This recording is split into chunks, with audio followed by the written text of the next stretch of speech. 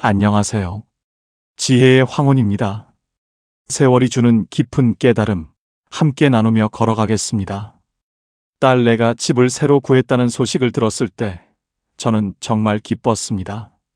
결혼한 지 3년 좁은 투룸에서 불편하게 지내던 모습이 늘 마음에 걸렸거든요. 그날 저녁 딸내 부부가 저희 집에 왔습니다. 식탁에 둘러앉아 새 집 이야기를 나누던 중이었습니다. 그래서 대출은 얼마나 받았니? 저는 그냥 물어봤습니다. 걱정되는 마음에 혹시라도 무리한 건 아닌지 확인하고 싶어서요. 엄마, 그건 저희가 알아서 할게요. 딸의 목소리가 조금 굳어졌습니다. 하지만 저는 거기서 멈출 수가 없었습니다. 아니, 그게 아니라 걱정돼서 그러는 거지. 사위 연봉이랑 맞춰서 계산해 봐야 하잖아. 월 고정비는 얼마나 되는데? 관리비랑 대출 이자 합치면. 그때였습니다. 사위가 젓가락을 내려놓으며 조심스럽게 말했습니다. 어머니, 저희가 다 계산해 본 거예요. 충분히 감당할 수 있습니다. 그 말투에는 예의가 있었지만 동시에 명확한 선이 그어져 있었습니다. 딸이 작게 덧붙였습니다. 엄마, 우리 알아서 할게. 걱정 안 해도 돼. 그 순간 식탁 위의 공기가 확 달라졌습니다.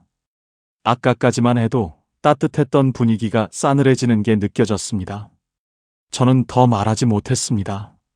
국을 한 숟가락 떠서 입에 넣었지만 목으로 넘어가지 않았습니다.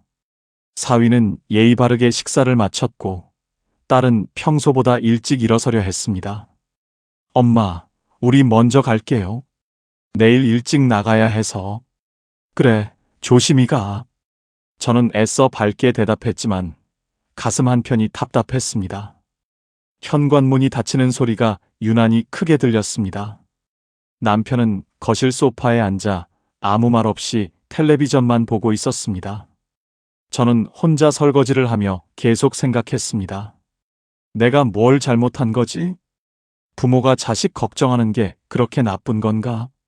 그냥 물어본 건데. 그날 밤 저는 잠을 제대로 이루지 못했습니다. 천장을 바라보며 계속해서 저녁 식탁의 그 순간들을 되돌렸습니다. 사위의 굳어진 표정, 딸의 짧아진 대답, 식은 국그릇, 그리고 제가 던진 질문들. 오늘 주제가 마음에 드신다면 구독과 좋아요 눌러주세요. 여러분의 마음에 작은 위로가 되는 따뜻한 이야기로 찾아뵙겠습니다. 그 다음 날부터 딸의 전화가 눈에 띄게 줄었습니다. 원래는 이틀에 한 번씩은 전화가 왔었는데 일주일이 지나도록 연락이 없었습니다. 이사 준비로 바쁜가 보다 싶어 제가 먼저 전화를 걸었습니다. 응, 엄마. 바빠서 전화 못했어. 이사 날짜는 잡았니? 아직 정확하게는 안 정했어. 정해지면 연락할게. 그렇게 짧게 끝났습니다. 평소 같았으면 이것저것 물어보고 수다를 떨었을 텐데 그날은 달랐습니다. 딸의 목소리에 여유가 없었습니다. 아니, 정확히는 저와 이야기하고 싶지 않은 것처럼 느껴졌습니다. 석 달쯤 지난 어느 날 오후였습니다. 저는 거실 소파에 앉아 텔레비전을 보고 있었습니다. 휴대폰에 문자 알림이 떴습니다. 엄마, 오늘 이사했어. 짐 정리하느라 바빠. 나중에 연락할게. 단 2줄이었습니다. 이사 날짜도 시간도 장소도 미리 말해주지 않았습니다. 손을 거들어 달라는 말도 와서 보라는 말도 없었습니다. 저는 휴대폰을 들여다보며 한참을 멍하니 앉아 있었습니다. 텔레비전에서는 오후 드라마가 흘러나오고 있었지만 무슨 내용인지 전혀 귀에 들어오지 않았습니다. 이사하는 날인데 혼자 다 한 건가? 짐은 누가 옮겼을까? 사위 친구들이 도와줬나? 내가 가서 청소라도 해줄 수 있었는데. 그런 생각들이 머릿속을 맴돌았습니다. 저는 괜히 부엌으로 가서 설거지통에 있던 그릇들을 꺼내 다시 닦았습니다. 이미 깨끗한 그릇이었는데도 물을 틀고 수세미질을 했습니다. 손을 움직이고 있으면 마음이 덜 허전할 것 같았습니다. 저녁 때 남편이 퇴근해서 들어왔을 때 저는 아무렇지 않은 척 말했습니다. 딸내가 오늘 이사했대. 아, 그래. 잘 됐네. 남편은 그렇게만 말하고 방으로 들어갔습니다. 저는 혼자 식탁에 앉아 물 한 잔을 천천히 마셨습니다. 서운한 마음이 목구멍에 걸린 것처럼 답답했습니다. 하지만 딸에게 다시 전화를 걸지는 못했습니다. 괜히 또 물어보면 부담스럽다고 할까봐, 더 보채면 더 멀어질까봐, 그런 생각들이 저를 붙잡았습니다. 그날 밤 침대에 누워서도 잠이 오지 않았습니다. 창밖을 보니 보름달이 밝게 떠 있었습니다. 딸 넷의 집 창문에도 저 달이 보일까요? 지금쯤 짐 정리는 끝났을까요? 사위는 딸을 잘 챙겨주고 있을까요? 그런 것들을 혼자 생각하며 밤이 깊어갔습니다. 그 다음 날부터 딸의 전화가 눈에 띄게 줄었습니다. 원래는 이틀에 한 번씩은 전화가 왔었는데 일주일이 지나도록 연락이 없었습니다. 이사 준비로 바쁜가 보다 싶어 제가 먼저 전화를 걸었습니다. 응, 엄마. 바빠서 전화 못했어. 이사 날짜는 잡았니? 아직 정확하게는 안 정했어. 정해지면 연락할게. 그렇게 짧게 끝났습니다. 평소 같았으면 이것저것 물어보고 수다를 떨었을 텐데 그날은 달랐습니다. 딸의 목소리에 여유가 없었습니다. 아니, 정확히는 저와 이야기하고 싶지 않은 것처럼 느껴졌습니다. 석 달쯤 지난 어느 날 오후였습니다. 저는 거실 소파에 앉아 텔레비전을 보고 있었습니다. 휴대폰에 문자 알림이 떴습니다. 엄마, 오늘 이사했어. 짐 정리하느라 바빠. 나중에 연락할게. 단 2줄이었습니다. 이사 날짜도 시간도 장소도 미리 말해주지 않았습니다. 손을 거들어 달라는 말도 와서 보라는 말도 없었습니다. 저는 휴대폰을 들여다보며 한참을 멍하니 앉아 있었습니다. 텔레비전에서는 오후 드라마가 흘러나오고 있었지만 무슨 내용인지 전혀 귀에 들어오지 않았습니다. 이사하는 날인데 혼자 다 한 건가? 짐은 누가 옮겼을까? 사위 친구들이 도와줬나? 내가 가서 청소라도 해줄 수 있었는데. 그런 생각들이 머릿속을 맴돌았습니다. 저는 괜히 부엌으로 가서 설거지통에 있던 그릇들을 꺼내 다시 닦았습니다. 이미 깨끗한 그릇이었는데도 물을 틀고 수세미질을 했습니다. 손을 움직이고 있으면 마음이 덜 허전할 것 같았습니다. 저녁 때 남편이 퇴근해서 들어왔을 때 저는 아무렇지 않은 척 말했습니다. 딸내가 오늘 이사했대. 아, 그래. 잘 됐네. 남편은 그렇게만 말하고 방으로 들어갔습니다. 저는 혼자 식탁에 앉아 물 한 잔을 천천히 마셨습니다. 서운한 마음이 목구멍에 걸린 것처럼 답답했습니다. 하지만 딸에게 다시 전화를 걸지는 못했습니다. 괜히 또 물어보면 부담스럽다고 할까봐, 더 보채면 더 멀어질까봐, 그런 생각들이 저를 붙잡았습니다. 그날 밤 침대에 누워서도 잠이 오지 않았습니다. 창밖을 보니 보름달이 밝게 떠 있었습니다. 딸 넷의 집 창문에도 저 달이 보일까요? 지금쯤 짐 정리는 끝났을까요? 사위는 딸을 잘 챙겨주고 있을까요? 그런 것들을 혼자 생각하며 밤이 깊어갔습니다. 그 후로 한 달쯤 지났을 때였습니다. 딸에게서 가끔 전화가 오긴 했지만 예전과는 확연히 달랐습니다. 통화 시간이 짧아졌습니다. 엄마, 나야. 잘 지내? 응, 잘 지내지. 너는? 나도 괜찮아. 회사 일이 좀 많아서 바빠. 그럼 엄마 나중에 다시 전화할게. 길어야 3분이었습니다. 전에는 30분씩 통화하던 딸이었는데 이제는 안부만 묻고 끊었습니다. 무슨 일이 있는지, 새집 생활은 어떤지, 사위는 잘 지내는지 물어볼 틈도 없었습니다. 어느 날 저녁 저는 휴대폰 통화 기록을 들여다보고 있었습니다. 한 달 전까지만 해도 딸 이름이 빼곡하게 찍혀 있었는데 이제는 듬성듬성했습니다. 통화 시간도 한눈에 줄어든 게 보였습니다. 25분, 32분, 18분. 그러다가 최근 기록들은 4분, 2분, 3분. 숫자를 보고 있자니 가슴 한편이 저릿했습니다. 더 이상해진 건 딸의 말투였습니다. 예전에는 사소한 일상도 다 이야기했었습니다. 엄마, 오늘 회사에서 이런 일이 있었어. 엄마, 우리 집 근처 새로 생긴 식당 진짜 맛있더라. 엄마, 남편이 오늘 장 봐왔는데. 그런 이야기들이 자연스럽게 흘러나왔었는데, 이제는 그런 게 없었습니다. 정보를 공유하지 않았습니다. 아니, 공유하고 싶어 하지 않는 것 같았습니다. 제가 먼저 물어보면 대답은 했지만, 그것도 최소한으로만 했습니다. 새 집은 어때? 좋아. 불편한 건 없고? 없어. 사위는? 잘 지내. 더 이상 물어볼 수가 없었습니다. 물어봐도 답이 짧으니 대화가 이어지지 않았습니다. 사위와는 아예 연락이 끊겼습니다. 결혼 초반에는 카카오톡으로 가끔 안부도 주고받고 명절 때는 먼저 연락도 했었는데 이제는 그것도 없었습니다. 제가 먼저 메시지를 보내면 읽음 표시는 뜨지만 답장이 오는데 하루 이틀씩 걸렸습니다.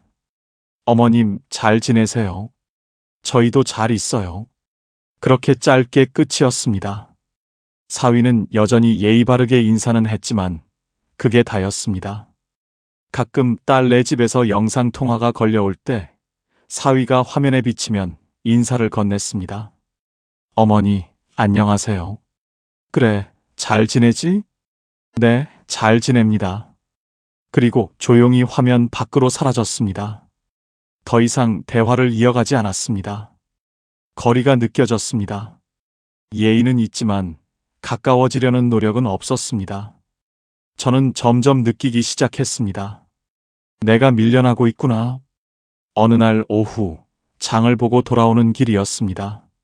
아파트 놀이터에서 젊은 엄마가 딸로 보이는 사람과 아이를 안고 웃으며 이야기하는 모습이 보였습니다. 저는 그 모습을 보며 발걸음이 느려졌습니다. 우리도 저랬었는데, 손주가 태어나면 저렇게 같이 웃을 줄 알았는데, 이제는 그런 상상조차 할 수 없었습니다. 딸은 더 이상 저를 상해 대상으로 생각하지 않는 것 같았습니다. 집에 돌아와 현관문을 열고 들어서는데 텅 빈 거실이 유난히 넓어 보였습니다. 그날 밤 저는 억울했습니다. 내가 돈 달랬나? 반대했나? 그냥 물어본 건데. 사실 저는 늘 그냥 물어보는 엄마였습니다. 근데 지금 생각해보면 말은 그냥이었는데 제 손은 늘 먼저 움직였습니다.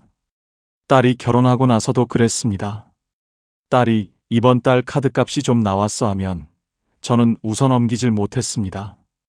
잠깐 웃다가도 머릿속에서 계산이 시작됐습니다. 월급 들어오는 날, 고정비 빠지는 날, 보험료, 대출이자. 제가 그 집 살림을 하는 것도 아닌데 제 마음이 먼저 바빠졌습니다. 딸이 새로 산 물건 사진을 보내오면 저는 예쁘다부터 나오지 않았습니다. 가격이 먼저 떠올랐고 그 다음은 왜였습니다. 필요해서 샀는지, 충동인지, 남편은 뭐라고 하는지. 질문이 늘어날수록 딸의 답은 짧아졌습니다. 엄마, 그냥 샀어. 응, 괜찮아. 저는 그게 딸 성격이 바뀐 줄 알았습니다. 결혼하면 원래 말이 줄어드나 보다. 바쁘면 원래 그러려니. 그렇게 생각하고 넘어갔습니다. 명절만 다가오면 제 마음은 더 빨라졌습니다. 딸내 일정이 정해지기도 전에 저는 이미 문제를 떠올렸습니다. 시댁에서 섭섭해할까? 오해 생길까? 말이 나올까? 그래서 미리 묻고 미리 당부하고 미리 걱정했습니다. 그때마다 저는 이렇게 믿었습니다. 나는 간섭이 아니야. 나는 사고를 막는 거야. 부모는 원래 이 정도는 챙겨. 자식이 힘들까봐 한 번 더 확인하는 거지. 그런데 이상했습니다. 제가 한 번 더 확인할수록 딸은 한 번 더 숨었습니다. 제가 한 번 더 챙길수록 딸은 한 발 더 멀어졌습니다. 그래도 저는 끝까지 이렇게 생각했습니다. 세상이 얼마나 무서운데 부모가 이 정도도 모르고 넘어가면 그게 더 무책임한 거지. 그 밤 저는 억울한 마음을 품은 채 잠을 청했습니다. 하지만 이상하게도 딸이 엄마 알아서 할게라고 말하던 표정이 자꾸만 눈앞에서 사라지지 않았습니다. 그때는 몰랐습니다. 제가 그냥 물어본 것이 누군가에겐 숨막히는 검사였다는 거요. 며칠 뒤 저는 동네 병원에 갔습니다. 혈압약 받으러 가는 날이었습니다. 대기실 의자는 차가웠고 사람들이 많아 숨이 답답했습니다. 번호표를 쥐고 앉았는데 제 손이 자꾸 휴대폰으로 갔습니다. 딸 카톡 창을 열었다 닫고 통화 기록을 내렸다 올리고 이상하게도 병원에만 오면 저는 더 불안해졌습니다. 내 몸 때문인지 내 마음 때문인지도 모르면서요. 그때 제 앞쪽에 젊은 부부가 앉아 있었습니다. 아내 배가 조금 나와 보였습니다. 남편이 물을 챙겨주고 외투를 무릎에 덮어주고 그 모습을 보는데 괜히 마음이 찡했습니다. 저렇게 챙겨주는 사람이 옆에 있구나. 그 생각이 끝나기도 전에 누군가 급하게 들어왔습니다. 늦어서 미안해. 차가 막혀서. 남편의 어머니로 보이는 분이었습니다. 숨을 고르지도 못하고 며느리 옆에 털썩 앉더니 곧바로 말이 이어졌습니다. 요즘 입덧은 어때? 많이 나아졌어요. 며느리가 웃었습니다. 아주 예의 바른 웃음이었습니다. 그런데 그 웃음은 오래가지 않았습니다. 병원은 이쪽으로 정했어? 우리 집 근처가 더 좋다던데. 어머니, 저희가 알아본 곳이에요. 며느리는 또 웃었습니다. 이번엔 조금 얇아진 웃음이었습니다. 시어머니는 거기서 멈추지 않았습니다. 의자에 앉은 채로 상체를 살짝 앞으로 숙이며 더 작은 목소리로 더 깊은 이야기를 꺼냈습니다. 검사는 뭐뭐 한다고 했어? 비용은? 산후조리원은 예약했니? 아기는 태어나면. 질문이 늘어날수록 며느리의 말은 줄어들었습니다. 고개는 끄덕이는데 눈은 휴대폰으로 내려갔습니다. 손가락이 화면을 훑는데 그건 검색이 아니라 도망처럼 보였습니다. 남편은 그 옆에서 아무 말도 못했습니다. 웃지도 않았고 말리지도 못했습니다. 그냥 중간에 끼어 있는 사람 얼굴이었습니다. 그 순간 제 가슴이 아주 작게 철렁했습니다. 이상했습니다. 저분은 며느리를 미워하는 게 아니라 걱정하는 것뿐인데. 그런데 왜 공기가 이렇게 무겁지? 그때 제 손이 무의식적으로 휴대폰을 꽉 쥐었습니다. 제가 딸에게 했던 질문들이 순서대로 떠올랐습니다. 대출은 얼마나 받았니? 연봉이랑 맞춰봐야지. 5월 고정비는? 이자까지 합치면? 그 순간 저는 깨달았습니다. 저 질문들은 궁금해서가 아니었습니다. 내 마음이 편해질 때까지 확인하려는 질문이었습니다. 그리고 더 무서운 사실이 하나 있었습니다. 저도 모르게 질문할 때 몸이 앞으로 기울어졌다는 겁니다. 아까 시어머니처럼요. 저는 숨을 한 번 크게 들이마셨다가 조용히 내쉬었습니다. 이상하게 얼굴이 뜨거워졌습니다. 병원 히터 때문이 아니었습니다. 진료실 문이 열리며 제 번호가 불렸습니다. 저는 일어섰는데 발이 잠깐 망설였습니다. 마치 뭔가를 인정하면 돌아갈 수 없을 것 같아서요. 진료실로 들어가며 저는 생각했습니다. 딸이 그날 식탁에서 느꼈던 건 걱정이 아니라 압박이었겠구나. 그리고 집에 돌아와 저는 딸에게 전화를 걸지 못했습니다. 무슨 말을 해야 할지 갑자기 겁이 났기 때문입니다. 집에 도착해서도 정신이 없었습니다.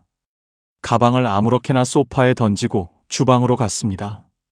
물 한 잔을 마시고 식탁에 앉았습니다. 그날 밤 딸내가 이사 이야기를 했던 바로 그 자리였습니다. 그때 제가 던졌던 질문들이 하나씩 떠올랐습니다. 그래서 대출은 얼마나 받았니? 사위 연봉이랑 맞춰서 계산해 봐야 하잖아. 5월 고정비는 얼마나 되는데? 저는 그게 그냥 궁금해서 물어본 거라고 생각했었습니다. 하지만 지금 다시 생각해보니 아니었습니다. 저는 묻고 있는 게 아니었습니다. 확인하고 있었던 겁니다. 딸 내가 제대로 계산했는지, 무리하게 대출받은 건 아닌지, 제 기준에 맞게 준비했는지를 점검하고 있었던 겁니다. 만약 딸이 대출 5억 받았어요 라고 대답했다면 어땠을까요? 저는 분명 이렇게 말했을 겁니다. 5억? 그건 너무 많은 거 아니야? 이자가 얼마인데? 만약 3억이에요 라고 했다면 또 이렇게 물었겠죠. 3억으로 충분해? 나중에 또 대출 더 받아야 하는 거 아니야? 어떤 대답을 해도 제 기준에 맞지 않으면 불안해했을 겁니다. 결국 제가 원했던 건 딸의 대답이 아니었습니다. 제 마음이 편해지는 확인이었습니다. 저는 천천히 일어나 안방으로 갔습니다. 서랍장 위에 놓인 딸의 어릴 적 사진을 보았습니다. 초등학교 입학식 날 찍은 사진이었습니다. 딸이 빨간 책가방을 메고 씩씩하게 웃고 있는 모습이었습니다. 그때 저는 딸의 준비물을 매일 아침 챙겼습니다. 연필은 깎였는지, 공책은 충분한지, 준비물은 다 챙겼는지 확인했습니다. 그게 엄마의 역할이라고 생각했습니다. 중학교 때는 학원 스케줄을 제가 다 짰습니다. 어느 학원이 좋은지, 몇 시에 가야 하는지, 숙제는 다 했는지 확인했습니다. 고등학교 때는 진로를 함께 고민했습니다. 아니, 정확히는 제가 먼저 알아보고 딸에게 제안했습니다. 대학 입시도, 취업 준비도, 결혼 준비도 그랬습니다. 저는 늘 한 발 앞서서 알아보고, 확인하고 챙겼습니다. 그게 좋은 엄마라고 믿었습니다. 하지만 지금 생각해보니 달랐습니다. 저는 딸에게 선택권을 주지 않았던 겁니다. 너 이거 어떻게 할 거야? 가 아니라, 이렇게 하는 게 좋을 것 같은데? 로 시작했던 겁니다. 딸이 스스로 결정하고, 실패하고, 배울 기회를 주지 않았습니다. 대신 제가 미리 확인하고, 점검하고, 관리했습니다. 그래서 딸은 자랐지만, 저는 여전히 초등학교 엄마처럼 살고 있었던 겁니다. 30대가 된 딸에게도 여전히 준비물을 챙기듯 대출 금액을 확인하고 있었던 겁니다. 창밖을 보니 해가 지고 있었습니다. 주황빛 노을이 하늘을 물들이고 있었습니다. 저는 그 노을을 보며 깨달았습니다. 결혼한 자식에게 필요한 건 제 확인이 아니라 믿음이었다는 것을. 제가 안심하려고 물어보는 게 아니라 그들이 결정한 것을 존중해야 한다는 것을. 그게 진짜 부모의 역할이라는 것을. 그날 밤 저는 오랜만에 편하게 잠들었습니다. 무언가 큰 짐을 내려놓은 것처럼 마음이 가벼워졌습니다. 다음 날 아침, 저는 평소보다 일찍 일어났습니다. 창문을 열자 시원한 바람이 들어왔습니다. 커피를 한 잔 내려서 베란다에 나갔습니다. 아침 햇살이 따뜻했습니다. 저는 그 햇살을 받으며 생각을 정리했습니다. 이제부터 뭘 바꿔야 하지? 가장 먼저 떠오른 건 간단했습니다. 묻지 않기로 했습니다. 대출이 얼마인지, 월급이 얼마인지, 고정비가 얼마인지 묻지 않기로 했습니다. 그게 궁금하지 않은 건 아닙니다. 여전히 걱정은 됩니다. 하지만 그건 제가 안심하려고 확인하는 것일 뿐, 딸에게 도움이 되는 게 아니라는 걸 알았습니다. 두 번째로 결심한 건 계산하지 않기였습니다. 딸 내가 뭘 샀는지, 얼마를 썼는지, 그게 적절한지 제 머릿속으로 계산하지 않기로 했습니다. 딸 내 부부는 이미 어른입니다. 스스로 돈을 벌고 쓰고 관리할 수 있는 사람들입니다. 제가 그걸 점검할 필요가 없었습니다. 세 번째는 미리 걱정하지 않기였습니다. 나중에 후회할 거야. 그렇게 하면 힘들어질 거야. 미리 준비해야 하는 거 아니야? 이런 말들을 하지 않기로 했습니다. 결과를 제가 예측할 수 있는 것도 아니고 설령 어려움이 생긴다 해도 그건 딸내가 겪으면서 배워야 할 과정이라는 걸 깨달았습니다. 그렇다면 이제 뭘 해야 할까요? 저는 딸에게 줘야 할 게 있다는 걸 알았습니다. 그건 바로 선택이었습니다. 딸 내가 결정한 것을 믿어주는 것. 제 확인 없이도, 제 동의 없이도 그들이 선택한 길을 존중하는 것. 그게 결혼한 자식에게 부모가 줄 수 있는 가장 큰 선물이라는 걸 깨달았습니다. 이제부터는 이렇게 말하기로 했습니다. 너희가 정한 거면 됐다. 그 선택을 믿는다. 힘들면 언제든 말해. 확인하지 않고 점검하지 않고 그저 믿어주기로 했습니다. 쉽지 않을 거라는 건 알고 있었습니다. 오랫동안 해온 습관을 바꾸는 건 어려운 일입니다. 딸한테 전화가 와도 궁금한 걸 참아야 하고 무슨 일이 있어도 일단 믿어줘야 합니다. 하지만 그게 딸을 진짜 어른으로 대하는 방법이라는 걸 알았습니다. 저는 커피 잔을 천천히 비우며 마음속으로 다짐했습니다. 이제는 내가 안심하려고 물어보지 말자. 딸이 선택할 수 있도록 기다려주자. 결과가 아니라 과정을 믿어주자. 그날 오후 딸한테서 전화가 왔습니다. 엄마, 나야. 그래, 잘 지냈어? 응. 엄마, 우리 다음 주에 가구 좀 사려고 하는데. 예전 같았으면 이렇게 물었을 겁니다. 어떤 거 사려고? 얼마짜리? 중고는 안 돼? 하지만 저는 참았습니다. 그리고 이렇게 말했습니다. 그래, 좋겠다. 예쁜 거 골라. 응, 고마워, 엄마. 딸의 목소리가 한결 밝아졌습니다. 전화를 끊고 나서 저는 미소를 지었습니다. 생각보다 어렵지 않았습니다. 아니, 오히려 마음이 편했습니다. 확인하지 않아도, 점검하지 않아도 딸은 잘 살아가고 있었습니다. 제가 해야 할 일은 그저 옆에서 믿어주는 것뿐이었습니다. 그게 결혼한 자식에게 줄 수 있는 진짜 사랑이라는 걸 그날 알았습니다. 7장. 달라진 엄마의 첫 행동약 1300자. 일주일쯤 지났을 때였습니다. 딸이 저한테 전화를 걸어왔습니다. 엄마, 우리 이번 추석에 여행 가려고 하는데. 그 순간 제 입에서 나올 뻔한 말들이 있었습니다. 시댁은? 시어머니한테 말씀드렸어? 추석인데 여행을 가면 어떡해? 나중에 오해 생기면 어쩌려고? 하지만 저는 그 말들을 삼켰습니다. 목구멍까지 올라왔던 질문들을 천천히 눌러 담았습니다. 그리고 짧게 대답했습니다. 그래, 좋겠다. 전화기 너머로 잠시 침묵이 흘렀습니다. 아마 딸도 예상 못한 반응이었을 겁니다. 엄마, 진짜 괜찮아? 응, 너희가 정한 거면 됐지.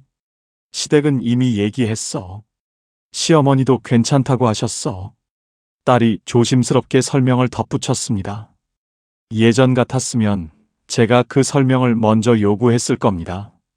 하지만 이제는 딸이 먼저 말하고 싶을 때까지 기다릴 수 있게 됐습니다. 그럼 잘 다녀와. 사진 많이 찍고. 응, 고마워, 엄마. 전화를 끊고 나서 저는 한참을 가만히 앉아 있었습니다. 가슴 속에서 불안이 올라왔습니다. 진짜 괜찮은 걸까? 시댁에서 섭섭해하진 않을까? 나중에 관계가 어색해지진 않을까? 하지만 저는 그 불안을 참았습니다. 딸 내가 이미 시댁과 이야기했다고 했습니다. 그럼 된 겁니다. 제가 다시 확인할 필요가 없었습니다. 저는 천천히 일어나 부엌으로 갔습니다. 창문을 열고 설거지를 시작했습니다. 그릇을 닦으면서 저는 제 마음을 들여다봤습니다. 불안한가요? 네, 조금은 불안했습니다. 하지만 동시에 마음 한편이 편했습니다. 딸이 스스로 결정하고 스스로 책임지게 뒀다는 것. 그게 제가 해야 할 일이었습니다. 며칠 후 또 다른 일이 있었습니다. 딸이 문자를 보내왔습니다. 엄마, 우리 이번에 차 바꾸려고 해. 할부로. 예전 같았으면 바로 전화를 걸었을 겁니다. 할부? 이자가 얼마인데? 일시불로 사는 게 낫지 않아? 지금 차 그냥 타도 되는 거 아니야? 남편이랑 잘 상의한 거야? 하지만 저는 전화를 걸지 않았습니다. 대신 짧게 답장을 보냈습니다. 좋은 차 골라. 안전하게 타. 그게 전부였습니다. 딸이 곧바로 답장을 보내왔습니다. 응, 고마워 엄마. 나중에 보여줄게. 웃는 이모티콘이 함께 왔습니다. 저는 휴대폰을 내려놓으며 깊게 숨을 쉬었습니다. 쉽진 않았습니다. 궁금한 것도 확인하고 싶은 것도 많았습니다. 하지만 참을 수 있었습니다. 딸 내가 잘 살아가고 있다는 걸 제가 믿기로 했으니까요. 그게 제가 딸에게 줄 수 있는 선택이었습니다. 한 달쯤 지났을 무렵입니다. 딸한테서 전화가 왔습니다. 시간을 보니 오후 4시였습니다. 평일 오후에 딸이 먼저 전화를 거는 건 오랜만이었습니다. 엄마, 나야. 지금 통화 괜찮아? 그럼 뭐 하다가? 아무것도 안 해. 그냥 엄마 목소리 듣고 싶어서. 제 가슴이 뭉클했습니다. 언제부터인가 딸은 용건이 있을 때만 전화를 했었습니다. 그런데 오늘은 그냥 목소리가 듣고 싶어서 전화를 했다고 했습니다. 그래, 무슨 일 있어? 아니, 별일 없어. 요즘 엄마가 좀 달라진 것 같아서. 내가? 뭐가? 예전엔 내가 뭐 하나 말하면 엄마가 물어보는 게 많았잖아. 근데 요즘은 그냥 믿어주는 것 같아. 딸의 목소리가 편안했습니다. 그게 좋아? 솔직히 말하면 예전엔 엄마한테 전화하는 게 좀 부담스러웠어. 뭘 말해도 확인하시려고 하니까. 근데 요즘은 편해. 딸의 말을 들으며 저는 눈시울이 뜨거워졌습니다. 제가 딸을 그렇게 힘들게 했었구나 하는 미안함과 이제라도 바뀌길 잘했다는 안도감이 동시에 밀려왔습니다. 엄마도 배우고 있어. 늦었지만. 아니야, 엄마. 고마워. 진짜. 전화를 끊고 나서 저는 한참을 멍하니 앉아 있었습니다. 며칠 후 딸네 집에 초대를 받았습니다. 저녁 식사를 같이 하자고 했습니다. 오랜만이었습니다. 이사한 후로 처음이었습니다. 딸네 집 문을 열고 들어가니 새 가구들이 놓여 있었습니다. 거실 소파도 새 것이었고 식탁도 예쁘게 꾸며져 있었습니다. 와, 예쁘다. 그치? 우리가 고른 거야. 딸이 밝게 웃으며 말했습니다. 사위도 주방에서 나와 인사를 했습니다. 어머니 오셨어요. 오늘 제가 요리했어요. 그래, 고생했네. 예전과 달랐습니다. 사위의 목소리에 긴장이 없었습니다. 편안하게 웃으며 이야기하는 모습이 자연스러웠습니다. 식사를 하는 동안 저는 궁금한 게 많았습니다. 가구는 얼마에 샀는지, 할부는 몇 개월로 했는지, 차는 언제 바꿀 건지. 하지만 묻지 않았습니다. 대신 딸내가 차린 음식을 맛있게 먹고 새집 구경을 하고 함께 웃었습니다. 저녁을 먹고 나서 딸이 제 손을 잡았습니다. 엄마, 요즘 정말 편해. 엄마가 우리 믿어주니까. 너희가 잘하고 있잖아. 근데 있잖아. 솔직히 처음엔 서운했어. 엄마가 우리 집 일에 너무 관심 많으셔서. 근데 이제는 엄마가 진짜 어른으로 대해주는 것 같아. 딸의 눈이 반짝였습니다. 집으로 돌아오는 길, 저는 가벼운 발걸음으로 걸었습니다. 딸이 편해졌다고 했습니다. 제가 믿어주니까 편하다고 했습니다. 그 말이 제 마음을 따뜻하게 만들었습니다. 관계가 회복되고 있었습니다. 제가 한 발 뒤로 물러서자 딸이 한 발 다가왔습니다. 그 후로 석 달이 지났습니다. 딸과의 관계는 눈에 띄게 달라졌습니다. 전화통화가 다시 길어졌습니다. 20분, 30분, 때로는 40분씩 통화를 했습니다. 딸이 먼저 이런저런 이야기를 꺼냈습니다. 엄마, 오늘 회사에서 이런 일이 있었어. 엄마, 우리 집 근처에 맛집 찾았어. 다음에 같이 가자. 엄마, 남편이 요즘 운동 시작했어. 살 좀 빠진 것 같지 않아?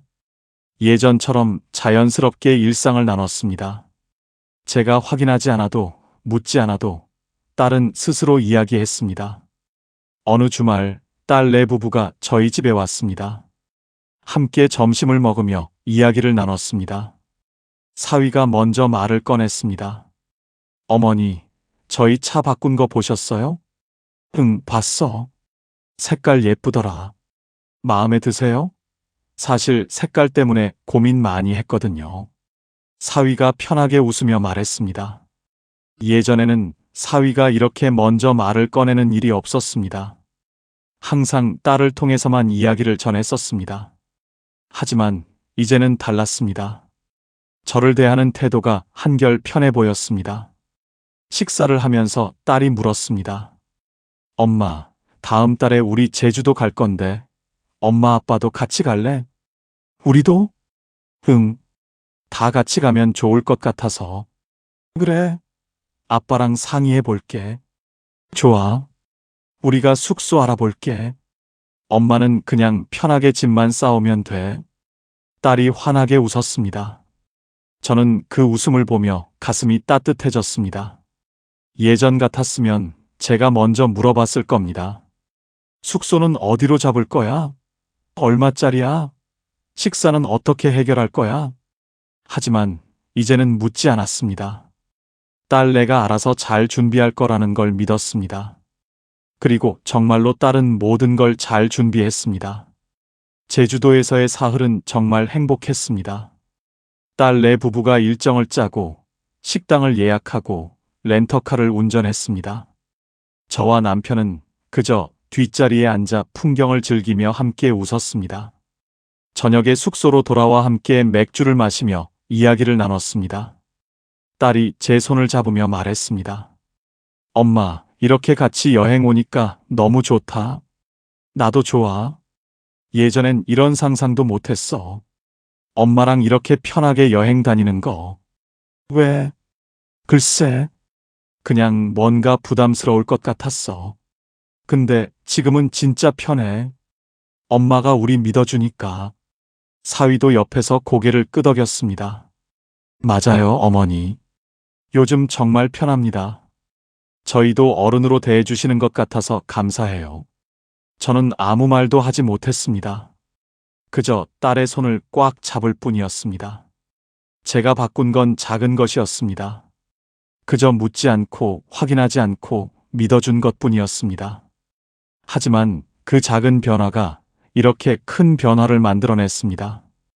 딸과의 관계가 회복됐고 사위와도 편해졌고 가족이 다시 웃을 수 있게 됐습니다. 제가 한 일은 단 하나, 선택권을 돌려준 것. 그게 전부였습니다. 제주도에서 돌아온 후 저는 생각했습니다. 왜 이렇게 간단한 걸 진작 몰랐을까요? 부모가 자식을 존중받게 하는 방법은 생각보다 단순했습니다. 돈을 많이 줘서가 아니었습니다. 물론 경제적 도움도 필요할 수 있습니다.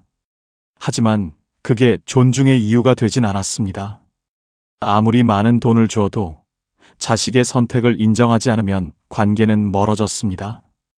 희생을 많이 해서도 아니었습니다. 저는 딸을 키우며 수없이 많은 희생을 했습니다. 제 시간을, 제 꿈을, 제 인생을 딸에게 쏟아부었습니다. 하지만 그 희생이 존중으로 이어지진 않았습니다. 오히려 딸은 그 희생이 부담스러웠다고 말했습니다. 그럼 뭐였을까요? 답은 간단했습니다. 선택을 맡겼을 때였습니다. 딸내가 스스로 결정하고 스스로 책임질 수 있게 믿어줬을 때 비로소 존중이 생겼습니다. 제가 확인하지 않아도 괜찮다고 믿어줬을 때 딸은 저를 신뢰했습니다. 제가 간섭하지 않고 기다려줬을 때 사위는 편하게 다가왔습니다. 제가 물어보지 않고 그들의 결정을 존중했을 때 관계가 회복됐습니다. 결국 존중은 통제에서 나오지 않았습니다. 확인에서 나오지 않았습니다. 걱정에서 나오지 않았습니다.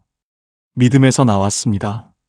자식이 어른이 됐다는 걸 인정하고 그들의 선택을 존중했을 때 비로소 부모도 존중받을 수 있었습니다.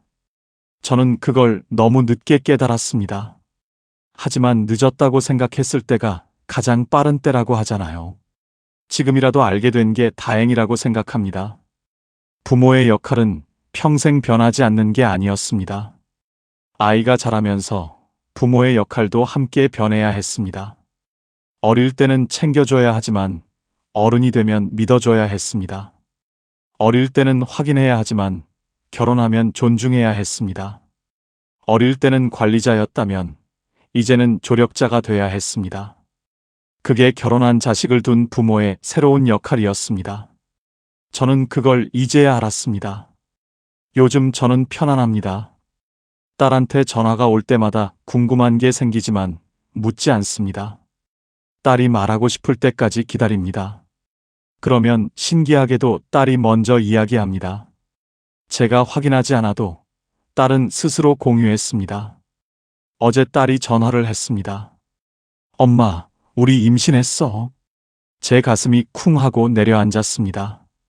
손주가 생긴다는 기쁨도 있었지만 동시에 걱정도 밀려왔습니다.